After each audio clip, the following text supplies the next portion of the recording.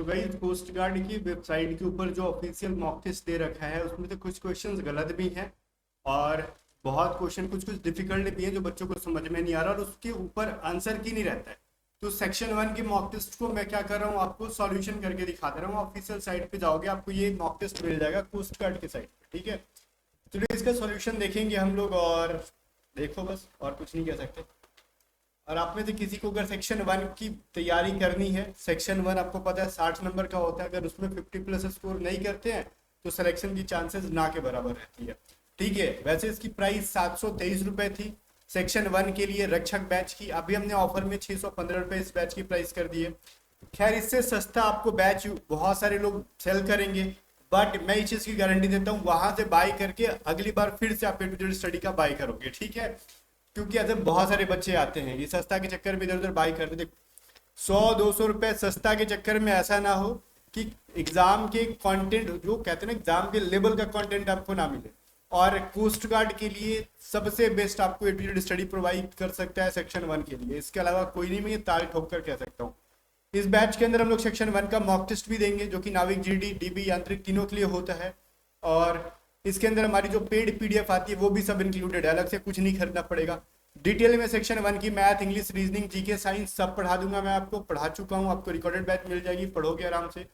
और उसके अंदर प्रैक्टिस करने के लिए क्वेश्चंस के पीडीएफ भी प्रोवाइड कराए जाते हैं। तो इसके लिए आपको डाउनलोड करना होगा attitude study app, link description में है। या फिर आपको कुछ समझ में नहीं आ रहा कि कैसे बाय करना है, व्हाट्सएप करके पूछ सकते हो 7279047787 पे। आज हम पहला क्वेश्चन देखते हैं इस वेबसाइट का। देखो कुछ कुछ क्वेश्चन यहाँ पे गलत भी है, मैं बताते रहूंगा कि ये सवाल गलत है, आपको दिख भी जाएगा क्यों गलत है, मैं रीजन बता दूंगा।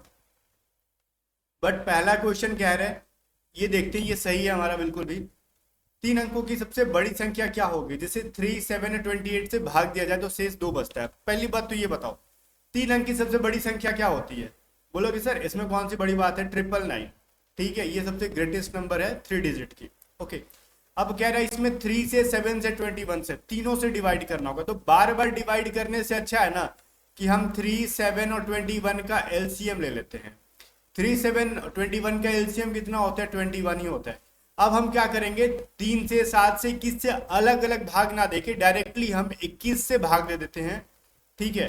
अब 21 से भाग देंगे 999 को, तो ये कितने बार में जाएगा, 4 बार में, 84, ये हो जाएगा 5, ये हो जाएगा 9। अब यहाँ से करोगे 7 बार में जाएगा 7, और 8 से तो जाएगा नहीं, 7 दूनी 14, ठीक है। अब हमारा हो गया यहाँ पे 2 और 1 हासिल बच गया। अब देखो गाइस एक चीज बता रहा हूँ, यहाँ से डिवाइड देने से मेरे को क्या समझ में आया, ये जो 12 है ना ये एक्स्ट्रा बच रहा है, ठीक है। यहाँ पे 12 एक्स्ट्रा बच रहा है 999 में। अगर ये 12 ना होता ना तो 999 की जो वैल्यू होती है वो हमसे डिवाइड हो जाती है। तो हम 999 में क्या कर रहे हैं, 12 को हटा देंगे तो हमको 987 मिलता है। लेकिन 987 तो पूरा पूरा कट जाएगा 21 से, या फिर 3, 7, 21 तीनों से 987 तो पूरा पूरा कट जाएगा। लेकिन मेरे को रिमाइंडर 2 बचाना है, तो इसमें 2 ऐड कर दो ना। अब तो क्या मिलेगा आपको, 9, 8 एंड 9, ठीक है। ये हमारे ऑप्शन में है क्या, ऑप्शन बी के अंदर देखो मिल जाएगा। प्यारा सा क्वेश्चन है, लॉजिक समझना है, रट्टा नहीं मारना कि हम इस सवाल को ऐसे बनाते हैं हम ऐसे बनाएंगे। एग्जाम में 2 की जगह कुछ और भी दे सकता है, ठीक है। या फिर ये कह सकते हैं कुछ भी शेष ना बचे, कुछ भी शेष नहीं बचता तो 987 हमारा आंसर। आगे बढ़ते हैं। अब ये रीजनिंग का सवाल है, कह रहा बताओ, ऊपर नीचे सेम है, ऊपर इंग्लिश में नीचे हिंदी में। बताओ ये ABCD E होना चाहिए था, इन्होंने यहाँ पे C लिखा है। यहाँ पे इन्होंने बहुत ज्यादा एरर कर रखा है मॉक टेस्ट के अंदर, ऑफिशियल मॉक टेस्ट के अंदर, जो कि कोस्ट गार्ड से ये उम्मीद बिल्कुल भी कर सकते हैं, कोई बड़ी बात नहीं है। कोस्ट गार्ड में बहुत ज्यादा गलतियां रहती हैं, इनके पूरे तरीके को मैं देखता हूँ कि थोड़ा बहुत गलत तरीके से ले रहा है कोस्ट गार्ड, ठीक है। ट्रांसपेरेंसी उतनी नहीं है कोस्ट गार्ड की, मैं शुरू से बोलता हूँ, तो चीज़ों को सुधारने की जरूरत है। और ऑफिशियल जब आप मॉक टेस्ट दे रहे हैं तो उस पर थोड़ा सा केयरफुल होकर बनाइए, बिकॉज आपको एक ही मॉक टेस्ट बनाना है। मैं कोस्ट गार्ड के बारे में बोल रहा हूँ, उसमें भी आप बहुत ज़्यादा एरर करेंगे। मैं आपको लास्ट तक चलो मैं दिखाऊंगा कहाँ कहाँ पे ये लोग एरर करेंगे। खैर ये तो माइनर ऑप्शन का मिस्टेक है, आगे चलोगे और भी बहुत बड़ी बड़ी मिस्टेक दिखेंगी आपको। अब बोल रहा है ई के बाद कौन सा सीरीज फॉलो करेंगे। देखो सबसे पहले अपने को क्या दिख रहा है, यहाँ पे क्या है एरो और यहाँ पे एस है, तो राइट साइड कॉर्नर में जो फोटो है एस, अब वो नीचे में आ जा रही है अगले फोटो में लेफ्ट साइड में, और कैसी हो जा रही है उसको हम वाटर मिरर करा देते हैं, ठीक है। या फिर आप वाटर मिरर नहीं कराओगे तो साइड मिरर करा रहे होगे, यही दोनों में से कोई एक हो रहा होगा एस का, बिकॉज एस का साइड मिरर और वाटर मिरर एक जैसा होता है। हमको ऐसे से समझ में नहीं आएगा, तो हम आगे बढ़ते हैं। हम यहाँ पे एन है तो एन यहाँ पे लाएंगे, तो एन को क्या करेंगे, अगर हम यहाँ पे अगर साइड मिरर भी कर दे तो एन ऐसा ही बन जाएगा, कोई डाउट नहीं। अब यहाँ पे हमारा एल है, अब एल को साइड मिरर करेंगे तो ऐसा नहीं बनेगा, इसका मतलब ये वाटर मिरर कराया गया है। बात समझ में आ गया। एस को नीचे के साइड दर्पण लगाएंगे तो ऐसा बनेगा, एन का जो है ना नीचे के साइड आप मिरर लगाओगे तो ऐसा बनेगा, अब एल का नीचे के साइड मिरर लगाओगे तो ऐसा बनेगा। ये जो उल्टा वाई टाइप का लिखा है नीचे में मिरर लगाओगे तो ऐसा बनेगा। अब वैसे ही अगर जेड का ये मिरर लगाओगे नीचे के साइड में तो क्या दिखता है, ये जो राइट साइड में जो जेड का नीचे वाला पॉइंट है ना ये ऊपर की तरफ जाएगा, और ये जो ऊपर का पॉइंट है ना वो नीचे की तरफ जाएगा। वो कहाँ पे दिख रहा है आपको, ये 3 के अंदर दिख रहा है और किसी के अंदर नहीं दिख रहा।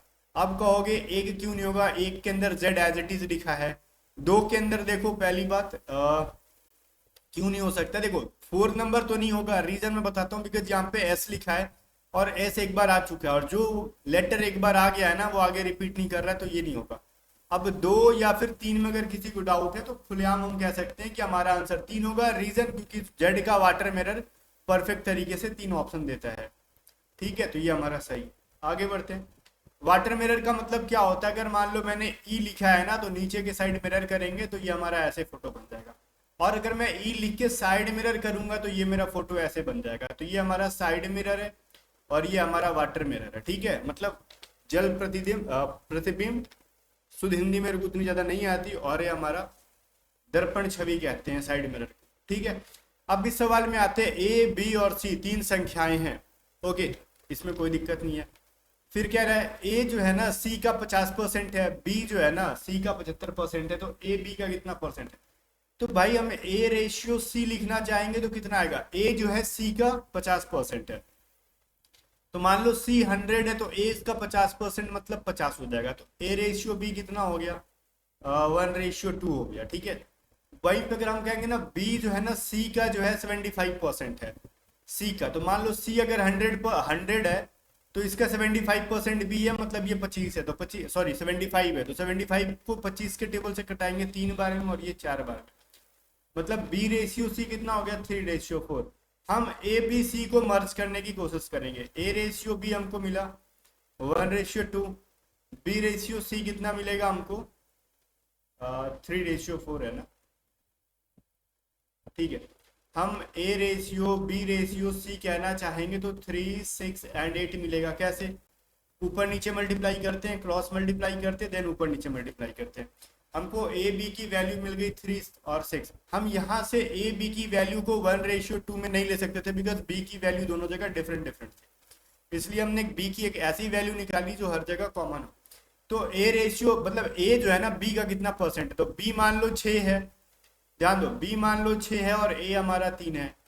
तो अब ये पूछ रहा आपसे ए जो है बी का कितना परसेंट है, तो कैसे लिख सकते हो, बी का तो नीचे 6 जाएगा।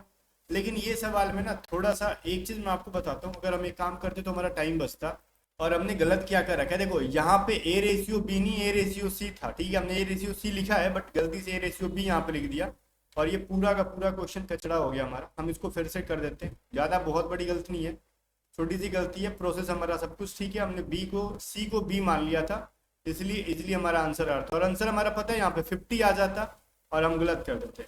यहाँ पे ए रेशियो सी लिखा था ना, तो ए रेशियो सी हमको 1:2 मिलेगा, ठीक है, और बी रेशियो सी हमको क्या मिला 3:4 मिला। अब अपने को ए रेशियो सी लिखा है 1:2, बी रेशियो सी लिखा है अपने को 3:4। अब थोड़ा सा लॉजिक हटेगा, ए बी सी में क्या चेंजेस आएंगे गाइस, तो दोनों के अंदर कॉमन क्या है, सी सी है ना, तो इसके सी के वैल्यू को ऊपर में ले जाके मल्टीप्लाई कर दो, और ऊपर में सी की वैल्यू 2 है तो नीचे जाके मल्टीप्लाई कर दो। तो ए की वैल्यू क्या हो जाएगी 1:4, हमारा वैल्यू 4 ही होगा, ठीक है, रेशियो। बी की वैल्यू क्या हो जाएगी, नीचे में बी है ना, तो 3 × 2 6, और सी का हमारा देखो 8 हो जाएगा, ऊपर में भी 4 2 8 और नीचे में भी 4 2 8। अब देखो हमारा ए यहाँ पे मिल जाता, ए बराबर 4 बी बराबर 6, तो बोल रहे ना कि बी का तो बी नीचे जाएगा और ए ऊपर जाएगा, इंटू कितना परसेंट है ऐसे निकाल लो, ठीक है। तो यहां से हम लिख सकते हैं 2 3 जा एंड ये 2 4 जा, 200/3 मतलब 66.66% हो जाएगा। तो ऑप्शन ए हमारा आंसर है। ठीक है, और थोड़ा सा हमने यहाँ पे सी को बाई मिस्टेक बी लिख दिया था तो हमारा 50% आंसर आने लगा था, तो ये चीज थोड़ा सा ध्यान देंगे। चलो, फोर्थ नंबर क्वेश्चन कह रहा है the heating element of an electric iron is made up of. ये इंग्लिश में ही था, वहां पे हिंदी नहीं था। वहां पे बोला ना मैंने, बहुत ज्यादा एरर कर रखा उन्होंने। नहीं भी था तो कोई दिक्कत नहीं है, आप समझ लोगे। देखो, एक आयरन का जो हीटिंग एलिमेंट होता है, आयरन के अंदर जो इस्त्री होती है जिसके अंदर कपड़ा आयरन करते हैं, उसका जो हीट करने वाला जो बना होता है ना, वो किस चीज का बना होता है, किस तत्व का बना होता है, तो वो नाइक्रोम का बना होता है। ये चीज आपको पता होना चाहिए।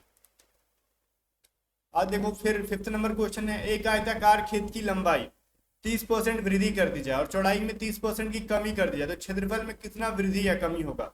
जब भी देखो हम किसी चीज में इंक्रीज करते हैं और फिर डिक्रीज करते हैं, तो इसके लिए मैंने फॉर्मूला आपको पढ़ाया है R1 minus R2 minus R1 into R2 by 100। तो 30% की वृद्धि फिर 30% की कमी माइनस 330 इंटू 30/100। अगर वैल्यू माइनस में आएगी तो कमी होगी, वैल्यू पॉजिटिव आएगी तो वृद्धि हो जाएगी।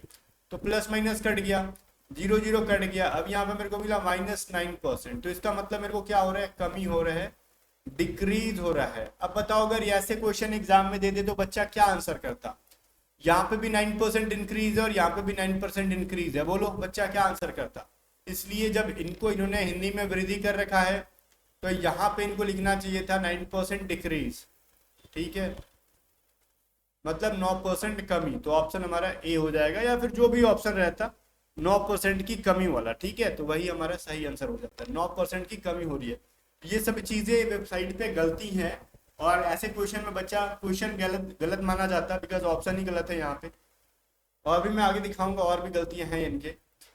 जीवित प्राणियों के सड़े गल या अवशेष जो होते हैं ना मिट्टी में पाए जाते हैं, उसे क्या कहा जाता है। देखो, जो भी चीज है, लाइक पौधा है या फिर कोई ह्यूमन बींग में है या फिर कोई जानवर है, मर गया है, जमीन के अंदर दफन हो गया, उसका सड़ा गला चीज कुछ साल के बाद अगर है तो उसको हम ह्यूमस कहते हैं।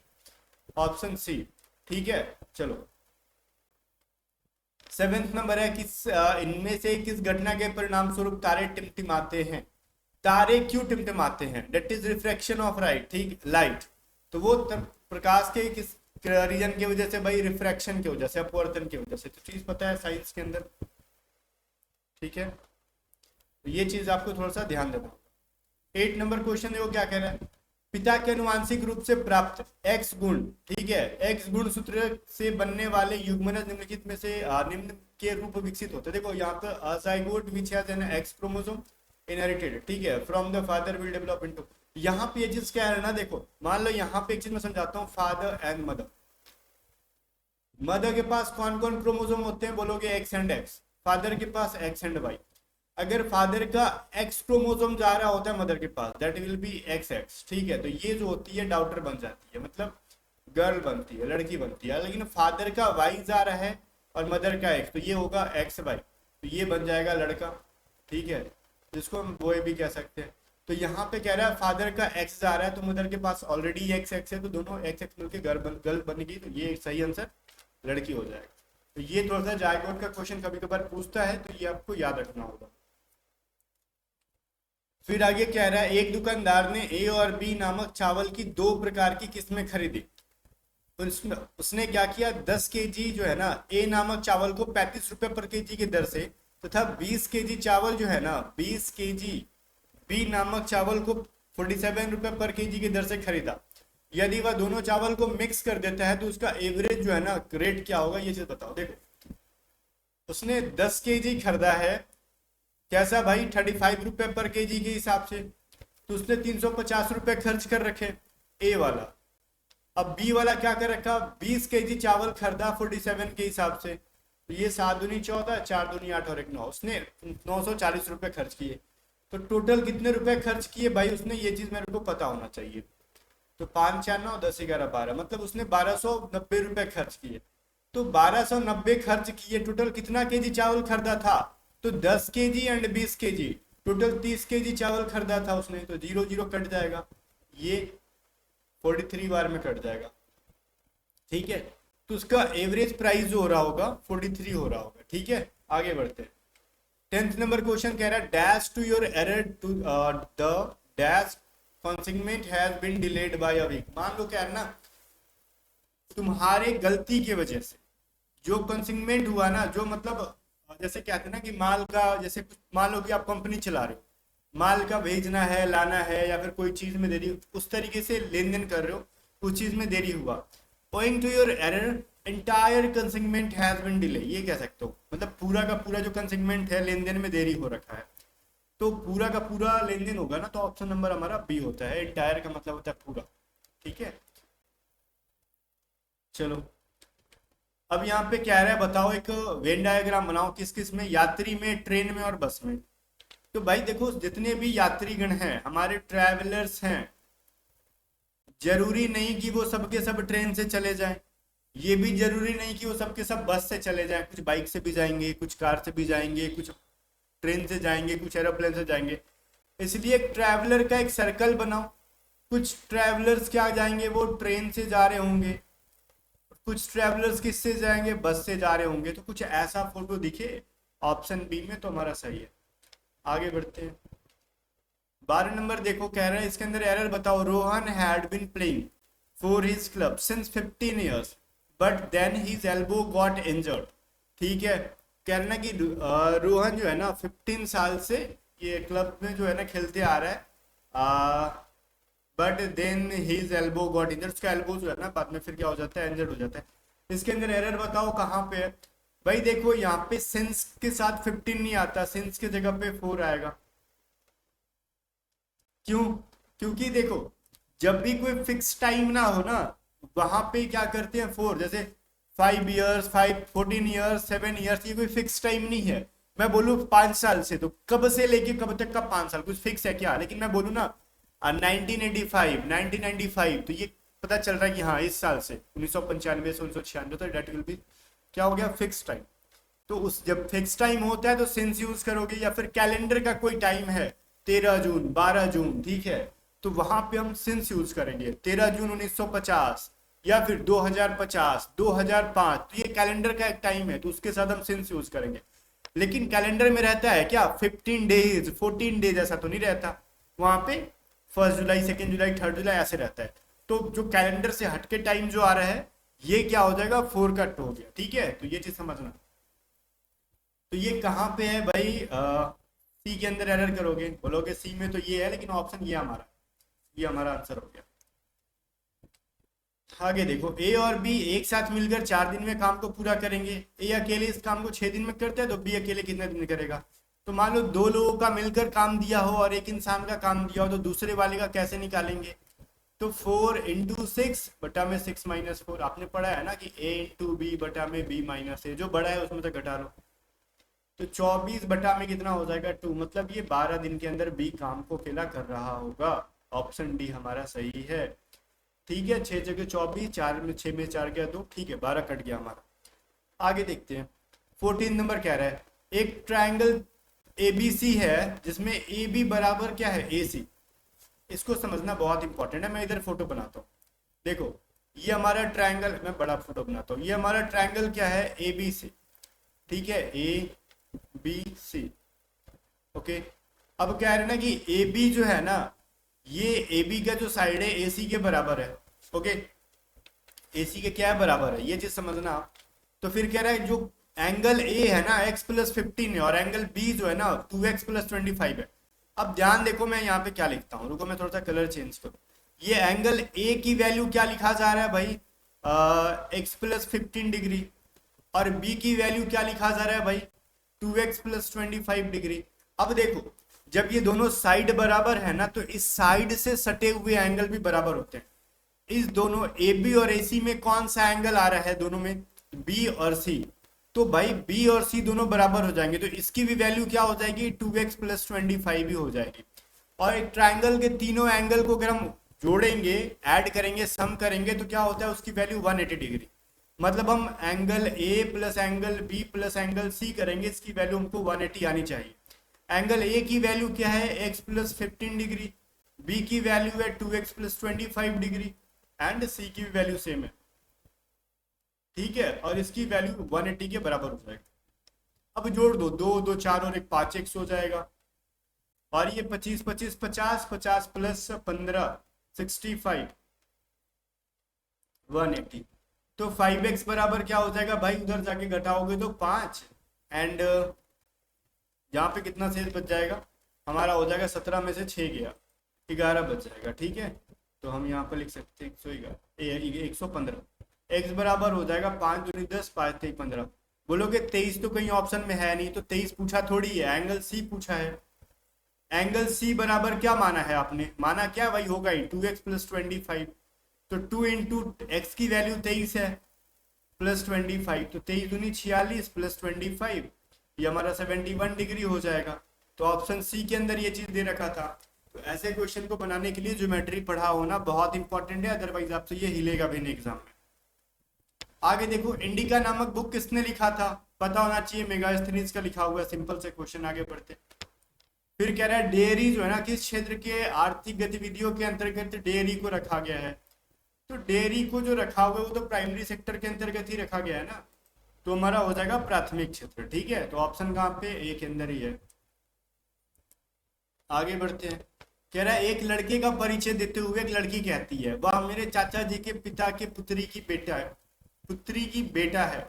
लड़के का लड़की से क्या संबंध है भाई, इसके लिए मेरे को डायग्राम बनाने की जरूरत नहीं है, मैं ऐसे आंसर कर देंगे। सवाल को सुनना अच्छे से।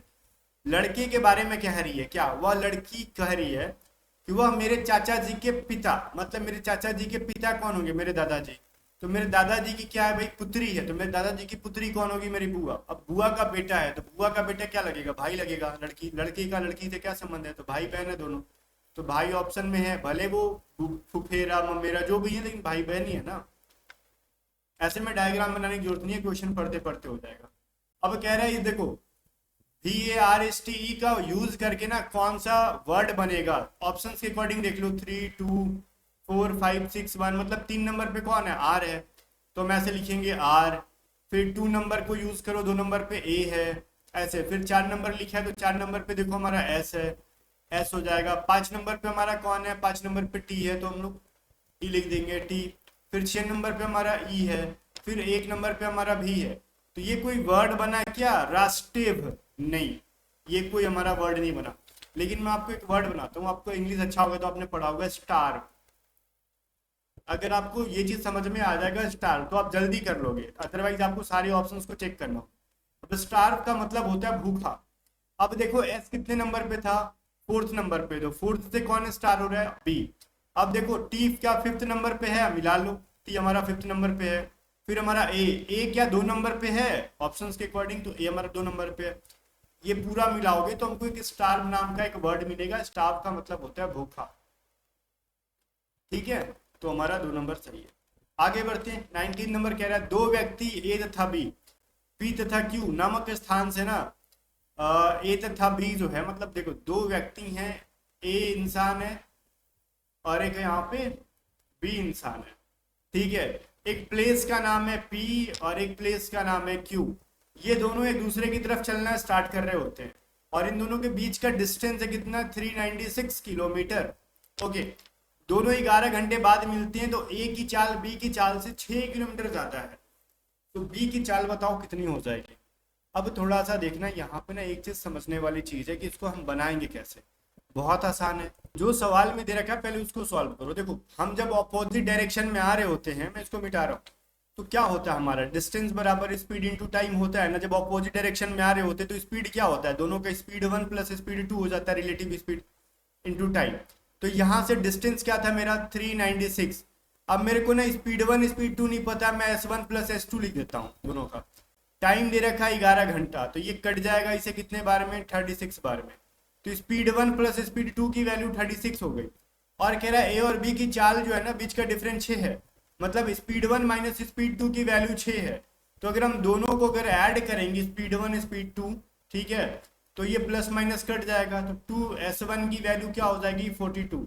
स्पीड 1 की वैल्यू हो जाएगी 21, तो स्पीड 2 जिसका मतलब बी, इसकी वैल्यू क्या हो जाएगी, तो 6 घटा लो, 6 का डिफरेंस था 15, तो बी की स्पीड क्या हो जाएगी भाई, 15 किलोमीटर प्रति घंटा। तो बहुत ही आसान क्वेश्चन था, इसको बहुत जल्दी बना सकते थे अगर आपने कॉन्सेप्ट सीखा होगा। तो नहीं सीखा तो रक्षक बैच जाओ, ज्वाइन करो और पढ़ो अच्छे से। मैं बोल रहा हूँ ना कि ऐसे क्वेश्चन बनाने हैं तो आपको ए टू जेड स्टडी पे आने होंगे, बिकॉज मैंने एक अच्छा खासा 5 साल दे रखा है कोस्ट गार्ड को पढ़ाते पढ़ाते। ठीक है, कोई मैं नया नया नहीं हूँ कि इसके बारे में मेरे को आइडिया नहीं है। और अच्छा खासा मेरा बच्चों का जो सिलेक्शन का रेशियो रहता है। अब देखो जैसे मैराथन दौड़ का एक प्रकार का है, ठीक है, जैसे दौड़ जो मैराथन क्या है, दौड़ का एक प्रकार टाइप है। तो हाइबरनेशन या फिर शीत निष्क्रियता किस प्रकार का है, तो वो नींद का है, ठीक है। हाइबरनेशन में नींद ही आती है।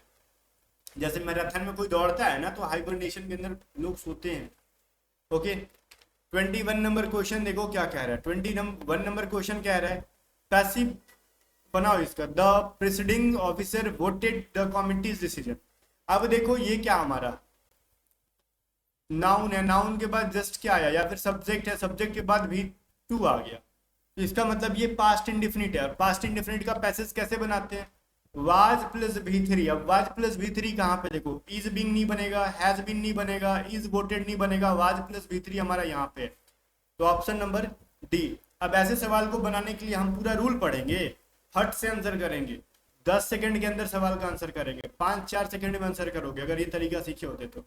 अभी देखो आपके मॉक टेस्ट के अंदर था SCD TF UGH-W अब सबका फर्स्ट लेटर देखो ये क्या है, एस के बाद टी, टी के बाद यू, तो यू के बाद क्या आएगा भी, बी के बाद देखो डब्ल्यू आ गया ना, बहुत बढ़िया। अब हमारा ये तो हो गया। अब आगे देखो सी के बाद है हमारा ई, मतलब इसमें दो ऐड कर रखा है, मतलब डी ई, फिर ई के बाद एफ जी, जी के बाद एच आई, तो भी आई कहाँ पे है भाई, तो ऑप्शन सी के अंदर है। जे गया भाड़ में, मेरे को भी आई से आंसर मिल जा रहा है, मैं इतने से बम बम करके नहीं कर लूंगा।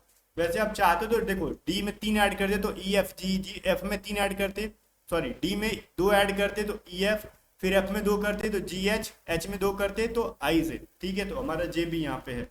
वैसे एग्जाम में इतना करने का कोई लफड़ा नहीं था। साइनिसिज्म का पूछ रहा है क्या, सिनोनिम बताओ। साइनिसिज्म का मतलब होता है ना शक्की होना, जो आप पे विश्वास ना करे। अब आप पे विश्वास कौन नहीं कर रहा है, जैसे दो लोग दुश्मन होंगे तो जल्दी एक दूसरे पे विश्वास करते नहीं है। बिटरनेस का मतलब होता है दो लोगों के बीच का कड़वाहट, ठीक है। क्रीडेंस का मतलब भी होता है जैसे किसी पे विश्वास कर लेना, ठीक है। कन्विक्शन का मतलब होता है ना दोषी सिद्ध करना, या फिर यही होता है कन्विक्ट का मतलब, ठीक है। तो ये चीज बताओ। अब एक चीज और रह गया ना कि यहाँ पे कन्विक्शन के 2 मतलब होते हैं, दृढ़ विश्वास भी होता है उसका मतलब, ठीक है, कन्विक्शन का, तो खैर वो तो अपोजिट हो जाएगा।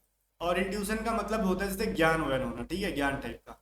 तो अब से इस सिचुएशन में हम सिनोनिम किसको करना ज्यादा पसंद करेंगे, बिटरनेस को ना, क्योंकि उसका मतलब होता है कड़वाहट होना, दो लोगों के बीच में ऐसा सिचुएशन जो एक दूसरे पे विश्वास ना कर सके, ठीक है। आगे देखो अगला सवाल क्या कह रहा है। हाँ ये तो प्यारा सवाल है, मैंने ये तो एग्जैक्टली डिट्टो वही पढ़ाया था पिछली बैच में भी, इस बार में भी। ये क्वेश्चन मैं हर बार पढ़ा के भेजता हूँ और डायरेक्टली कई बार एग्जाम में आया भी है। अब देखो यहाँ पे कह रहे हैं ना कि साइन ए प्लस साइन स्क्वायर, इधर पढ़ाता हूँ देखो, साइन ए प्लस साइन स्क्वायर ए की वैल्यू 1 है। तो हम इस 1 को ना फॉर्मूला में चेंज कर देते हैं। जैसे इधर जो है लिखा है उसको छोड़ दो, साइन स्क्वायर ए, ये क्या होता है, आपने एक फॉर्मूला पढ़ा होगा ना कि साइन स्क्वायर ए प्लस कॉस स्क्वायर ए की वैल्यू 1 होती है, तो हम उसके जगह पे यही लिख दिए। अब मेरा ये प्लस प्लस था ना, तो इधर जाके माइनस होके कट जाएगा, मतलब साइन ए बराबर मेरे को क्या मिल गया, कॉस स्क्वायर ए। अब पूछ रहा है कॉस स्क्वायर ए प्लस कॉस के पावर 4 की वैल्यू बताओ। कॉस स्क्वायर ए को आप क्या लिख सकते हो, साइन ए लिख सकते हो ना, बिकॉज हमने उतना कर रखा है, फिर प्लस। अब कॉस के पावर 4 को क्या लिख सकते हो, कॉस का स्क्वायर और उसका भी स्क्वायर। तो कॉस स्क्वायर के जगह पे हम लिख सकते हैं साइन ए, और साइन ए का स्क्वायर करोगे that will be sine square A. Again इसकी वैल्यू क्या लिखोगे, देखो क्वेश्चन के फॉर्म में हमने ला दिया ना, इसकी वैल्यू 1 थी, तो इसका वैल्यू भी ऑप्शन सी 1 ही हो जाएगा हमारा। और क्या मजेदार क्वेश्चन था। 25 दे रहा ना कि एक बस ना 0.1 मीटर पर सेकंड स्क्वायर की त्वरण से चलना शुरू करती है, 2 मिनट बाद उसकी चाल क्या हो जाएगी। भाई जो त्वरण दे रखा है ना, टाइम से मल्टीप्लाई कर दो, बस सिंपल सा लॉजिक है। ये है ना कि 0.1 और 2 मिनट का मतलब सेकंड में करोगे, मिनट में तो कर नहीं सकते, तो 2 मिनट को 120 सेकंड लिखते हैं, तो ये हमारा क्या हो जाएगा 12 मीटर पर सेकंड, ठीक है। ऑप्शन हमारा डी में। चलो फिर कह रहा है देखो 5 4 3 मिलके 19 बनाता है, 7 6 5 मिलके क्या बनाएगा, अगर 6 5 4 मिलके 29 बनाता है। अब बताओ इसमें क्या दिक्कत है, हम 5 और 3 को मल्टीप्लाई कर देंगे तो क्या मिलेगा मेरे को 15, और जो वैल्यू मिलेगा उसको ऐड कर देंगे, मतलब 5 इंटू 3 और उसमें 4 ऐड कर दो 19 मिल जाएगा। उसी तरीके से हम यहाँ पे क्या कर रखा हमने 6 इंटू 4 24 प्लस 5 कर दोगे 29 मिल जाएगा। वैसे ही इसके अंदर 7 × 5 जो वैल्यू मिलेगा 6 ऐड कर दो, 35 + 6 41 हो जाता है। Option C. प्यारा प्यारा क्वेश्चन है, फटफट बना लोगे, आराम से निकल लोगे। फिर कह रहा है ए जो है ना, ए जो है उसकी वैल्यू बी के 36% के बराबर है और बी की वैल्यू सी के 6% के बराबर है। तो सी बराबर अगर 100 है तो ए का मान बताओ। बता देंगे, पहले यहाँ से लेके चलते हैं जहाँ से सी की वैल्यू मेरे को मिला है। सी बी बराबर क्या हो जाएगा, 6% की चीज का 100 का। तो भाई ये कट के बी की वैल्यू 6 आ गई ले। ठीक है, अब फिर क्या है ना कि ए जो है ना वो 36% है किस चीज का, बी का। तो बी की वैल्यू ये है, तो यहाँ पे क्या हो जाएगा, छाछा के 36, 6 18 19 20 21 बटा 100 मतलब 2.16। ऑप्शन हमारा डी के अंदर है, कोई शक नहीं। ये सारे सवाल लोगों का टाइम खाने के लिए दिया जाता है, कैलकुलेशन चेक करने के लिए दिया जाता है। जिसकी कैलकुलेशन खराब उसका दिन खराब। ठीक है, अब बताओ इसका passive, you will be missing the sunshine in home. भाई पहली बात तो ये सवाल गलत है, इसका नो चेंज होता है। इसका हम लोग जबरदस्ती पैसिव नहीं बना सकते, ऑप्शंस में नहीं होगा, इनमें से कोई भी ऑप्शन नहीं होगा। देखो आपने पढ़ा होगा, क्या पढ़ा होगा भाई, ये किस टेंस में है, फ्यूचर कंटिन्यूअस टेंस में है। तो आपने पढ़ा है लाइफ में कि फ्यूचर कंटिन्यूअस टेंस का क्या होता है, पैसिव नहीं बनता। नहीं पढ़ा अगर आपने तो ये आपकी प्रॉब्लम है। देखो 4 टेंस की नहीं बनती, परफेक्ट प्रेजेंट परफेक्ट कंटिन्यूअस का नहीं बनता है, पास्ट परफेक्ट कंटिन्यूअस का नहीं बनता है, फ्यूचर परफेक्ट कंटिन्यूअस का और फ्यूचर कंटिन्यूअस का नहीं बनता है। तो ई चुट्टा यहाँ पे यू विल बी मिसिंग मतलब फ्यूचर कंटिन्यूअस देख के कह रहा है इसका पैसिव बनाओ। पहले सवाल ढंग से दो, अदरवाइज एक ऑप्शन ऐड करो, नो चेंज। जबरदस्ती का आंसर कर देना गलत चीज है, इसमें कोई नो चेंज होगा। अगर आपने देखो ग्रामर की बुक को खोलो, वॉइस चैप्टर को खोलो, साफ साफ लिखा होगा 4 टेंस का नहीं बनता है। अब जबरदस्ती मैं नहीं बना सकता इस चीज में। अब खैर आपके पास दिमाग है, आप बना। आगे देखो कह रहा है इनमें से बताओ यदि इनमें से किसका जड़त्व अधिक होगा अगर एक ही आकार के रबड़ और गेंद में से, सॉरी रबर की गेंद और एक पत्थर में से। मान लो देखो छत पे से अगर कोई चीज फेंक रहे हो, एक रबर की गेंद और एक पत्थर का गेंद सेम साइज का, तो पहले कौन गिरेगा, पत्थर, द्रव्यमान ज्यादा है उसका। ठीक है, तो अब ये चीज है उसकी जड़त्व ज्यादा है, ऑप्शन नंबर डी पत्थर पहले। फिर कह रहा है इसमें से अगर हम इसको मर्ज करके बनाएंगे तो कौन सा फोटो बनेगा। तो इसमें तो आपको अपना दिमाग लगाना होगा, मैं सिर्फ बता सकता हूँ कौन सा फोटो बनेगा, बिकॉज ये मेरे हाथ से तो मैं उठा उठा के इसको जोड़ के दिखा नहीं सकता। तो थोड़ा सा वीडियो को रोक के दिमाग लगाओ, मैं आंसर बताता हूँ। इसका करेक्ट आंसर है 2। ये जोड़ोगे तो इसका आंसर आ जाएगा 2 नंबर इसका बनेगा। अब इसको उठा उठा के रहता ना, जैसे बचपन में नहीं आता एक स्लाइड वाला इधर उधर करके कर दो, तो वो चीज तो पॉसिबल है नहीं यहाँ पे। आगे चलो 31 नंबर कह रहा है to confirm with the help of evidence. Evidence सबूत को देख के कंफर्म करना, इसको कहते हैं पुष्टि करना। ऐसे नहीं लिख सकते हम इसको, ऐसे लिखते हैं पुष्टि करना। कैसे लिखते हैं मेरे को नहीं पता, चलो ठीक है ऐसे लिखते होंगे हिंदी में, पुष्टि करना। ठीक है, उसको कहते हैं कॉर्पोरेट। ठीक है, कॉर्पोरेट का मतलब होता है कहते हैं ना जज साहब सबूतों और गवाहों को मद्देनजर रखते हुए ये अदालत इस नतीजे पर पहुंचती है कि फलाना कुमार को बाइज्जत बरी कर देती है। ठीक है, तो ये चीज है किस चीज पे भाई, एविडेंस को देख के कुछ चीज को कंफर्म करना, डेट इज कॉर्पोरेट। आगे बढ़ते हैं। फिर हमारा Mr Srinivasan is dash to become chairman of the group dash the retirement of his father. अब यहाँ से देख के आ रहा ना किसके साथ 2 आएगा, सेट 2 आता है। ठीक है, बाकी तो किसी के साथ नहीं आएगा, डायरेक्टली आते हैं। ठीक है, चलो प्रीपोजिशन पढ़ा होना चाहिए। अब कह रहा है दृष्टि पटल पर नेत्र लेंस द्वारा बना छवि किस प्रकार का होता है।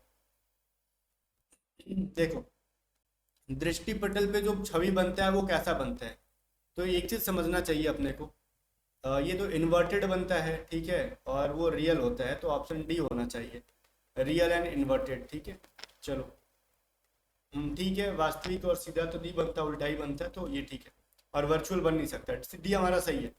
अब कह रहा है a+3 a+6 a+9 और a+12 का ना मीन 10 है। तो ए बताओ, जब मैं एवरेज पढ़ाता हूँ ना तो मैंने कहा था आपको, पता है क्या, कि मीन माध्य एवरेज एक ही चीज है, तो इनका आपको एवरेज पूछ रहा है। तो a+3 a+6 a+9 और a+12 इसका एवरेज निकालो। कितने लोग हैं, 1 2 3 4 5 6, तो ये कितने 6 से डिवाइड करेंगे तो उसकी वैल्यू 10 मिल रही है। तो मेरे को ये ऐड करेंगे तो 6a मिलेगा प्लस 12 9 कितना होता है भाई 21, 21 6 27, 27 और 3 30 हो जाएगा और ये 60। तो 6a बराबर कितना हो जाएगा 30, तो a बराबर कितना हो जाएगा हमारा 6 35। अच्छा हमने यहाँ पे कुछ गड़बड़ कर दिया क्या हमारा, हमने जोड़ने में गड़बड़ किया होगा, ऑब्वियस चीज़ है 6 3 9 होता है ना यहाँ पे। रुको हमारा 30 नहीं आएगा यहाँ पे, तब हम कुछ जोड़ने में गलत कर रहे होंगे। 1 2 3 4 5, अच्छा 5 ही यहाँ पे है, 1 2 3 4 5, 5 है यहाँ पे। ये 60 ना होके 5 हो जाएगा, हमने यहाँ पे वैल्यू गलत ले लिया। ये हमारा इधर हो जाएगा 50 और इसको अगर ऐड करेंगे तो 12 9 21, 21 7 28, 29 30 31, ठीक है। ठीक है 31 हो रहा है यहाँ पे।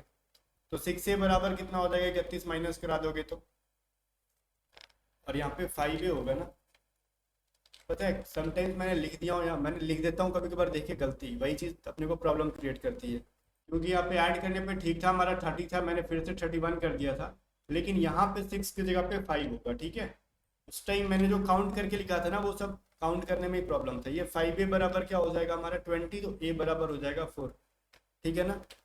चलो अब ठीक है जाके ये काउंट करना होता है, लाइक ऐसे देखो काउंट करने में हमने गलती किया था, 1 2 3 4 5, ठीक है ये 5 है, और ये ऐड करोगे तो अभी चीज़ है 19 21 हो जाएगा, और ये 6 3 9 21 9 तो 30 होता ही है, ठीक है हमारा सही आंसर ये।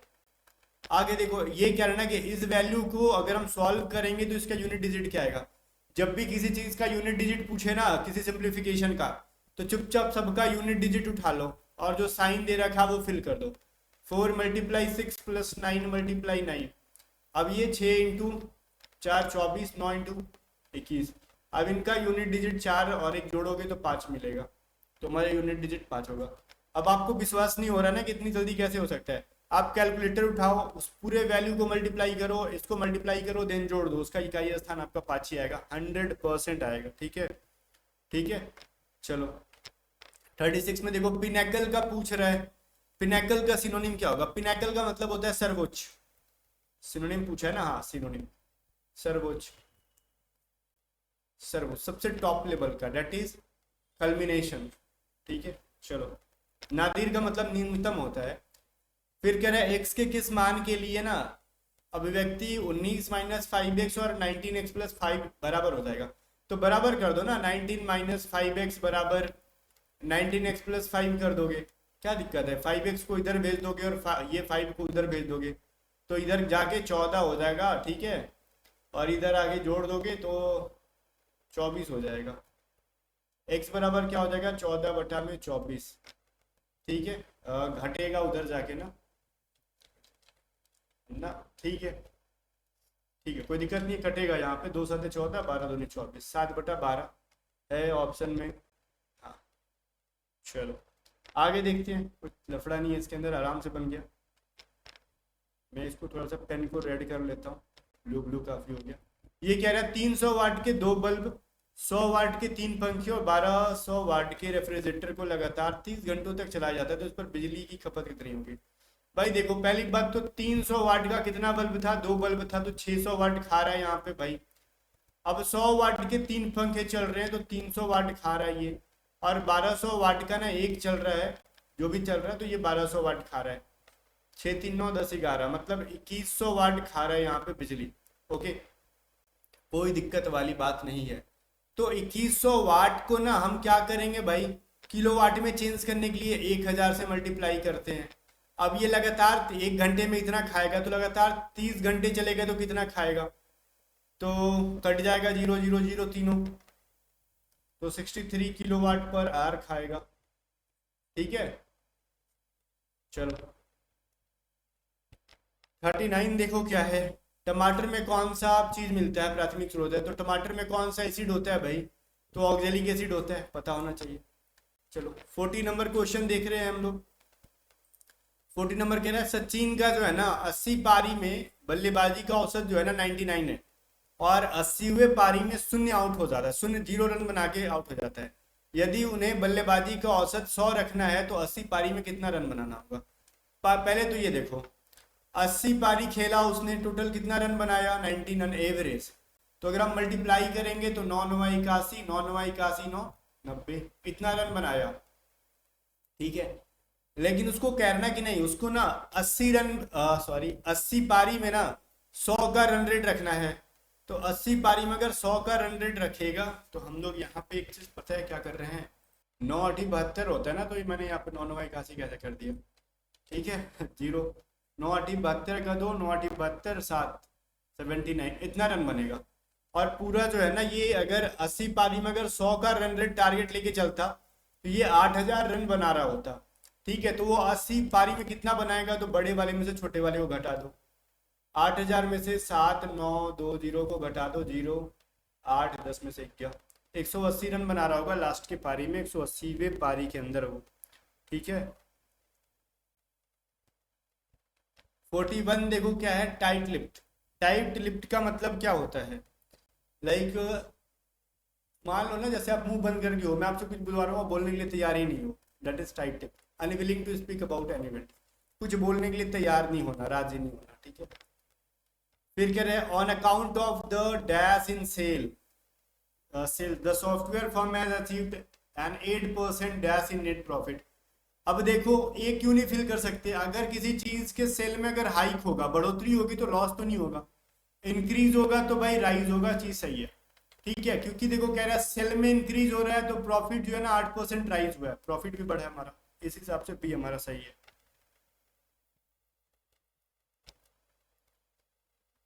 ठीक है, she said I will have could the food by the time they arrive.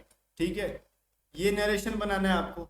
तो वो लड़की क्या है, ये तो आई का तो सी बन जाएगा और विल का वुड बन जाएगा, तो सी वुड कहाँ पे है, और हैव का क्या बनेगा, ये चीज भी सोचना है।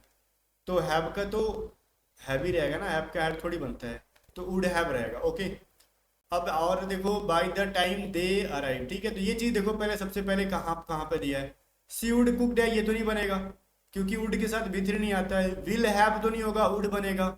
सी वुड हैव दोनों के अंदर है। आगे देखते हैं, by the time they arrive और यहाँ पे दे विल अराइव, तो ये दे विल कहाँ से आ गया, दे अराइव प्रेजेंट इंडिफिनिट में, तो ये पास्ट इंडिफिनिट में जाएगा तो दे अराइव हो जाएगा, ऑप्शन सी हमारा सही है। ठीक है, चलो यहाँ से आप एलिमिनेट कर सकते थे, वुड हैव तो चाहिए चाहिए, एंड दे अराइव का दे अराइव्ड बनेगा, पास्ट इंडिफिनिट का पास्ट टेंस बनेगा, पास्ट इंडिफिनिट बनेगा, प्रेजेंट इंडिफिनिट का पास्ट इंडिफिनिट बनेगा, तो ये चीज पता होना चाहिए। 44 कह रहा है 90 किलोमीटर प्रति घंटे की चाल से ट्रेन जो है ना प्लेटफॉर्म पे खड़े व्यक्ति को 8 सेकंड में पार कर जाती है।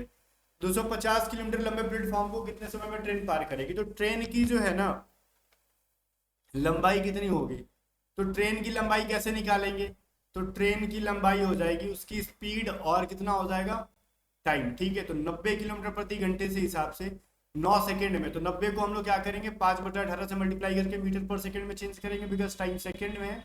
ये 18 5 90, 8 5 40, तो ट्रेन की लंबाई कितनी हो जाएगी 40 5 दूनी 10, 200 मीटर। ठीक है, और प्लेटफॉर्म 250 मीटर है, तो अब उसको पार करने में कितना लगेगा, तो ट्रेन की लंबाई प्लस प्लेटफॉर्म की लंबाई इज इक्वल टू क्या हो जाएगा, स्पीड इनटू टाइम।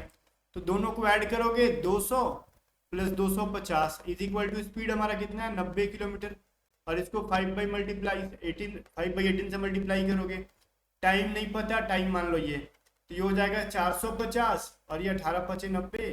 ठीक है, तो ये हो जाएगा हमारा 25, तो टाइम बराबर ये हो गया। तो 25 से क्या ये 450 कभी भी कट सकता है, बोलोगे नहीं, हम बोलेंगे क्यों नहीं, 18 बार में कट जाता है, तो टाइम बराबर हो जाएगा 18 सेकेंड। ऑप्शन कहाँ पे है, बी के अंदर है। ठीक है, 45 देखो कह रहा है क्या, चलो बनाते हैं इसको। कह रहा है एक गुड भाषा में, अच्छा ऐसे क्वेश्चन का हिंदी मत देखा करो, इंग्लिश से बनाया करो, अंडसंड लिख देते हैं हिंदी में ये लोग। कह रहा है ना कि 134 का मतलब है गुड एंड टेस्टी, 478 का मतलब है सी गुड पिक्चर, 729 का मतलब है पिक्चर आर फेंट। तो कह रहा है सी की वैल्यू बताओ। भाई पहली बात तो सी की वैल्यू है ना, सी कहाँ पे है, सी गुड पिक्चर्स। अब सी गुड पिक्चर्स में कौन कौन नंबर है, 4 7 8, अब यही तीनों में से कोई एक हो सकते हैं। 5 तो होगा नहीं, फिर 9 तो होगा नहीं, क्यों, क्योंकि 4 7 8 में है नहीं। 1 होगा नहीं क्योंकि 4 7 8 के अंदर ये है नहीं, तो बचा कौन सा 8, मार दो आंसर खचाक से, ऑप्शन सी हमारा सही है। आगे बढ़ते हैं, 46 नंबर कह रहा है the company has dash special training to employ on dash the trading online. Company ने क्या किया, देखो यहाँ से अगर समझ में नहीं आ रहा ना, देखो ऑफर्ड भी लग रहा होगा कि हो सकता है, अनाउंस तो नहीं हो सकता, इम्पार्टेड भी हो सकता है। मतलब इम्पार्टेड का मतलब होता है उपलब्ध कराना, ठीक है, तो उपलब्ध कराया। लेकिन आगे क्या करें, employ on course to trade online या फिर रिस्क टू ट्रेड ऑनलाइन, तो ऑनलाइन ट्रेड में रिस्क होता है ना कि कोर्स होता है, तो ऑप्शन हमारा बी है। ठीक है, कंपनी ने क्या किया, एक स्पेशल ट्रेनिंग दिया अपने एम्प्लॉय को कि ताकि वो ऑनलाइन ट्रेडिंग में ज़्यादा पैसे वैसे ना डूबे, रिस्क से बचे रहे। ये सारा चीज़ जो है ना इंग्लिश के अंडरस्टैंडिंग पे ऊपर है। अब देखो ए बी सी की वैल्यू 9 है, A B plus B C plus C A की वैल्यू 26 है, A Q plus B Q की वैल्यू 91 है, तो B Q plus C Q की वैल्यू 72 है, C Q plus A Q की वैल्यू 35 है, तो ए बी सी की वैल्यू बताओ। चलो ठीक है, अपने को ए प्लस बी प्लस सी की वैल्यू ना मेरे को 9 माननी है, तो मैं क्या मान सकता हूँ, 2 3 4 4 3 7 8 9, 2 3 4। अब इसमें से किसी एक की वैल्यू, ए की वैल्यू 2 मान लो, बी की वैल्यू 3 मान लो, या फिर सी की वैल्यू 4, या फिर सी की 2 मान लो, बी की 3 मान लो, ए की 4 मान लो। ये डिपेंड करता है इन ऑप्शंस के ऊपर। ए क्यू प्लस बी क्यू में क्या क्या रखेंगे, अगर ए की वैल्यू अगर हम क्या रखेंगे, 2 रखेंगे, 2 का क्यू, और बी की वैल्यू 3, तो 3 3 9 दे 27, 2 2 4 2 8, तो ये 27 नहीं होगा। ए की वैल्यू अगर हम 3 रखेंगे और बी की वैल्यू 4 रखेंगे ना, दोनों का क्यूब करके ऐड करोगे 64 और ये 27, तो ये 91 बन जाएगा। ठीक है, तो सी की वैल्यू क्या मानना पड़ेगा मेरे को, 2। ठीक है, तो ये चीज आपने चेक कर लिया, ये हमने रखा यहाँ से, हमने खुद से यहाँ पे इमेजिन कर लिया। कैसे, क्योंकि अपने को अलजेब्रा पढ़े होगे तो वैल्यू पुट करने का तरीका पता होगा। तो एबीसी निकालना है तो मेरे को ये सब चेक करने की जरूरत भी नहीं थी, मैं डायरेक्टली एबीसी में क्या कर लेता, तीनों को मल्टीप्लाई कर लेता, 24 आ जाता। ऐसे सवाल को विद इन 30 सेकेंड आंसर करना कंपलसरी होता है, तब जाके टाइम बचेगा। अलजेब्रा अगर मेरे से पढ़े होते तो वैल्यू पुटिंग आपको पता होता।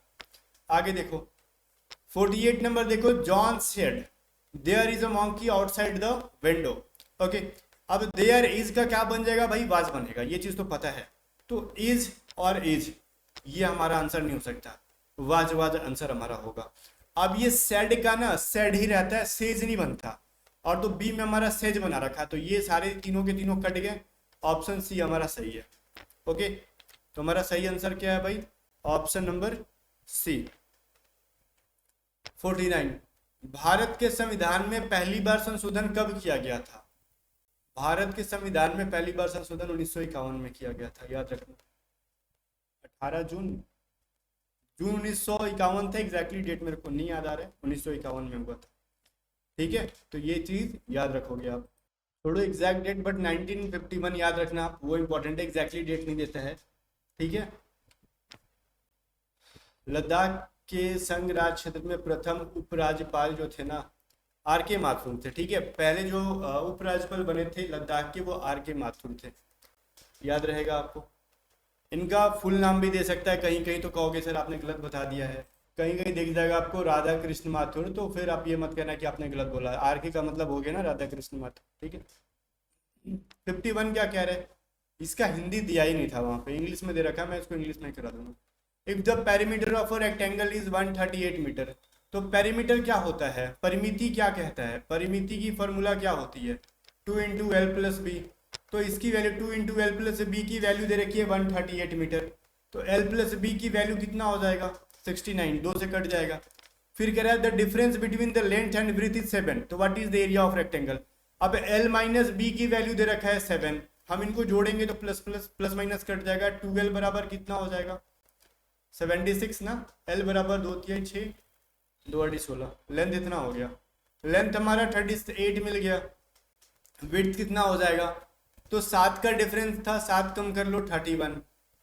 ठीक है, और इनको मल्टीप्लाई करोगे 38 इंटू 31 एरिया के लिए, तो इनका यूनिट डिजिट 8 आएगा, तो 8 कहाँ पे, ऑप्शन सी के अंदर है। बस यही आंसर हो जाता है आपका, और कुछ नहीं। ठीक है, पूरा गुना कौन करता है बैठ के एग्जाम में, ऐसा नहीं करते हैं। अगर यूनिट डिजिट 8 आ रहा है ना, देखो कि यूनिट डिजिट इकाई स्थान खाली एक ही का 8 है। अच्छा ठीक है, आप ना आराम से अपना फोन का कैलकुलेटर खोलोगे, आप सबसे पहले क्या करोगे 31 इंटू 38 करोगे, या फिर 38 इंटू 31 करोगे, आपका आंसर 1778 ही आएगा। बट हमारा एग्जाम में टाइम बचाना है भाई, हम बैठ के वहां पे गधा बनने नहीं जा रहे, स्मार्ट तरीके अप्रोच करोगे। ओके, इसका आंसर हो जाएगा हमारा 1778, हम ऐसे ही बोल सकते हैं इसको। आगे देखो, प्रजनन के दौरान प्लाज्मोडियम में एक कोशिका का कई कोशिकाओं में विभाजन क्षमता को क्या कहते हैं। अगर वो क्वेश्चन में ही दे रखा है, देखो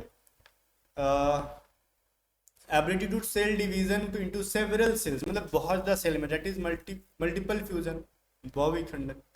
ठीक है, फिर कह रहा है एक्स प्लस वाई की वैल्यू 10 है और X square plus Y square की वैल्यू 68 है। ठीक है, तो एक्स वाई का वैल्यू बताओ। तो गाइस यहाँ से हम निकाल सकते हैं ना कि देखो यहाँ पे हम क्या कर सकते हैं, 8 + 2 मानेंगे अगर तो 64 + 4 हमारा हो जाएगा।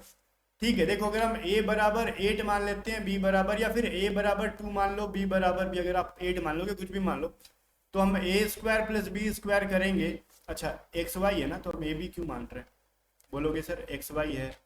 x बराबर अगर हम 2 मानते हैं, y बराबर 8 मान लो, या फिर x बराबर 8 मान लो, y बराबर 2 मान लो, तो हम x² + y² करेंगे तो हमारा 68 आ रहा है।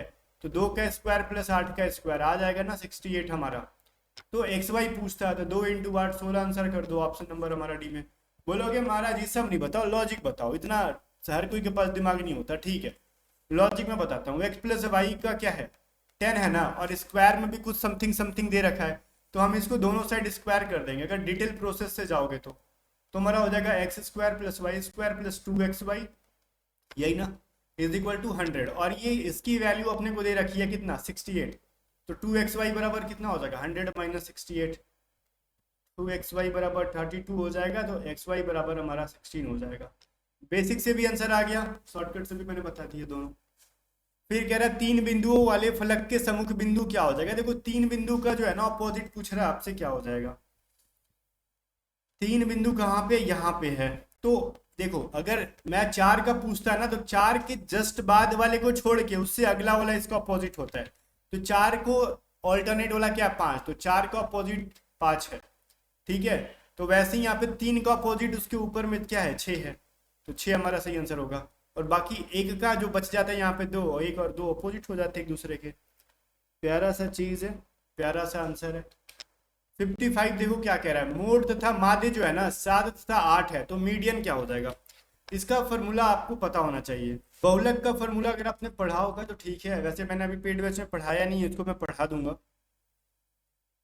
बहुलक बराबर होता है 3 × माध्यिका। ठीक है, लिखने मेरे को शुद्ध हिंदी कभी कभी नहीं आता है। बहुलक बराबर होता है 3 × माध्यिका। ठीक है, -2 × माध्य, 2 × माध्य करना था।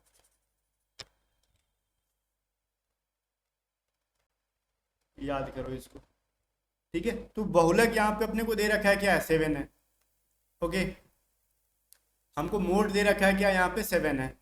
एंड माध्यिका अपने को पता नहीं है, मीडियन मेरे को पता नहीं है, ये मेरा मोड है, ये हमको मीडियन कह रहा है। ठीक है, और ये मेरा 2 × मीन हो जाएगा, मीन।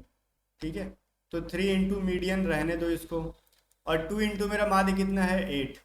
तो मैं ये चीज़ कह सकता हूँ भाई 3 मीडियन बराबर क्या हो जाएगा, 8 दूनी 16, 16 उधर जाएगा तो कितना हो जाएगा 23। ठीक है, तो मीडियन बराबर क्या हो गया 23/3। हमारा ऑप्शन ए हमारा जो है बिल्कुल भी सही हो जाएगा। हिंदी इंग्लिश दोनों लिखना पड़ा मेरे को, कोई दिक्कत नहीं है। चुंबकीय क्षेत्र की तीव्रता सबसे ज्यादा कहाँ पे होती है, तो कोई भी चुंबकीय क्षेत्र का होगा तो दोनों पोल के ऊपर भाई, सिंपल से है। पृथ्वी का नहीं पूछ रहा है, ये मैग्नेट का पूछ रहा है, तो दोनों उसके पोल्स होते हैं ना, नॉर्थ साउथ, वहां पे। आगे बढ़ते हैं। 57 कह रहा है ये इक्वेशन को सॉल्व करो, प्यारा सा चीज है।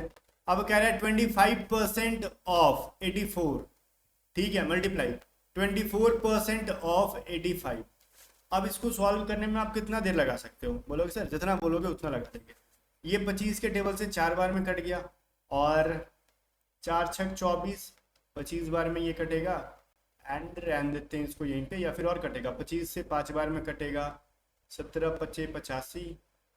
ठीक है, अब ये थोड़ा सा तमाशा हो गया, 4 के टेबल से और कटाओ, 4 दूनी 8, 21 बार में। ठीक है, तो अब हम बात करते हैं यहाँ पे। अब थोड़ा सा कैलकुलेशन हमारे लिए थोड़ा सा लफड़ा लग रहा है ना, 18, 19, 20, 21, चलो ठीक है। हम एक चीज़ और कर सकते हैं, यहाँ पे 21 × 17 करना हुआ ना मेरे को, तो मैं इसके लिए क्या कर सकता हूँ,